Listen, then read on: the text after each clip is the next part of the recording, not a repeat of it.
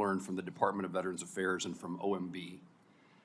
A mandatory funding shortfall of approximately $3 billion in the compensation and pension and readjustment benefits accounts for fiscal year 24, and a discretionary funding shortfall of approximately $12 billion in its medical care accounts for fiscal year 25. VA, Department of Veterans Affairs, and OMB, the Office of Management and Budget, waited until after this committee passed its Milcon VA appropriations bill 2 weeks ago to come forward with this information.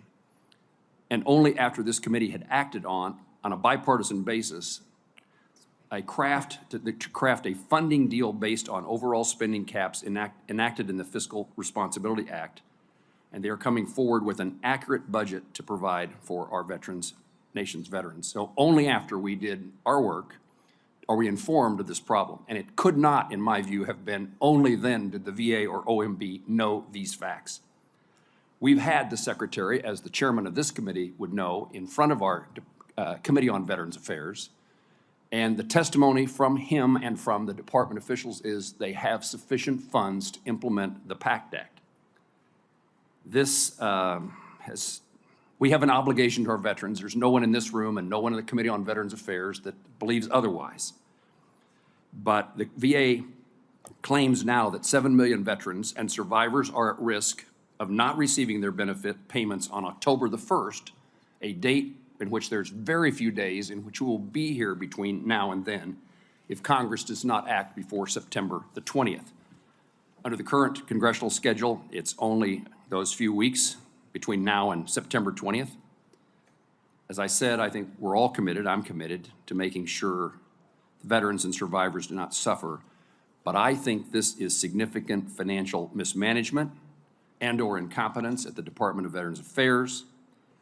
And I'm gravely concerned that the administration, both the VA and OMB, specifically misled Congress for months about the state of affairs at the VA and the level of resources that are actually needed to care for veterans and their survivors.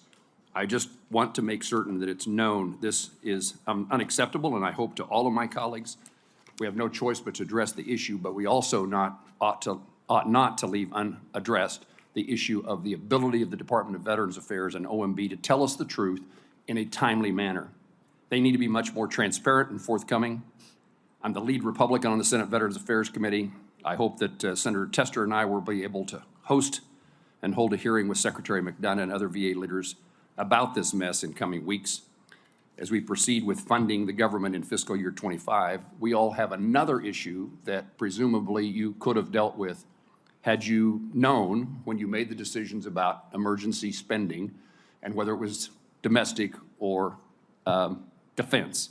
So I offer my condolences to the two of you, but the consequences are significant for many people and a lot more challenges for us as we try to do something in a fiscally responsible manner and take care of the veterans who